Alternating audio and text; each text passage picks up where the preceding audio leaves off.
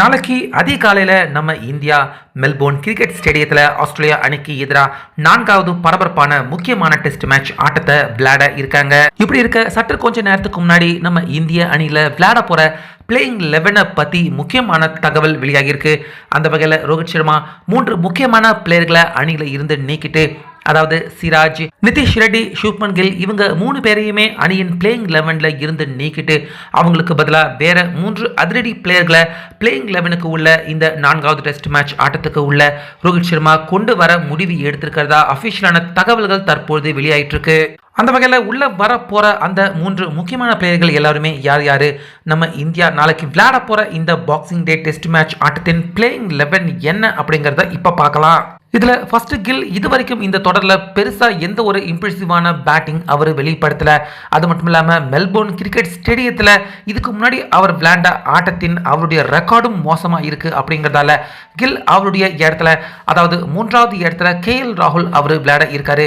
ரோஹித் சர்மா அவர் ஓபனரா இறங்க போறாரு. அதனால கில் அவரை தூக்கிட்டு அவருடைய இடத்துல மிடில் ஆர்டர் ஸ்ட்ராங் ஆகிறதுக்காக சர்ஃப்ராஸ் கான் அவர் உள்ள விளையாட இருக்காரு. அதே போல கடந்த ஆட்டத்தில் நல்லா பந்து போட்டு நல்லா பேட்டிங் பண்ணியிருந்தாலும் நிதிஷ்குமார் ரெட்டி அவரும் அணியின் பிளேயிங் 11ல இருந்து நீக்கப்படுறாரு. ஏன்னா இந்த மெல்போர்ன் ஸ்டேடியத்தை பொறுத்த வரைக்கும் கூடுதல் ஸ்பின்னரோட களம் இறங்கினா நிச்சயமா நம்ம இந்தியாவுக்கு அது வலுவான சம்பவமாக இருக்கும். அதனால நம்ம தமிழக பிளேயர் வாஷிங்டன் சுந்தர் அவர் உள்ள வராரு, நிதிஷ்குமார் ரெட்டி அவர் வெளியே போறாரு. அப்புறம் ஏற்கனவே சிராஜ் இந்த தொடரில் சுமாராக தான் அவர் பந்து வீசியிருக்காரு. ஆஹா ஓஹோன்னு சொல்கிற மாதிரி வீசல, மோசமாகவும் பந்து வீசல.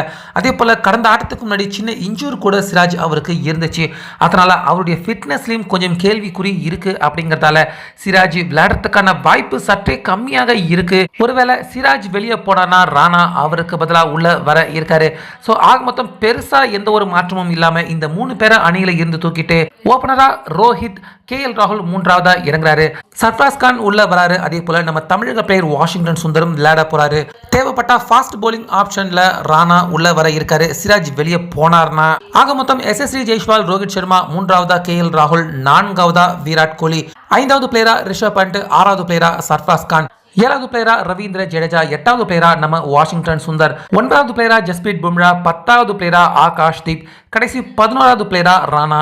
ஸோ இந்த பிளேயிங் 11 தான் கண்டிப்பாக நாளைக்கு நம்ம இந்தியா இந்த பாக்ஸிங் டே இந்த ஆண்டின் கடைசி டெஸ்ட் மேட்ச் ஆட்டத்தில் ஆஸ்திரேலியா அணிக்கு எதிராக களம் இறங்க இருக்காங்க. டெஸ்ட் வேர்ல்டு கப் சாம்பியன்ஷிப் ஃபைனல்ஸ்க்கு போறதுக்கு இந்த ஆட்டம் நம்ம இந்தியாவுக்கு ரொம்ப ரொம்ப முக்கியமான ஆட்டம்.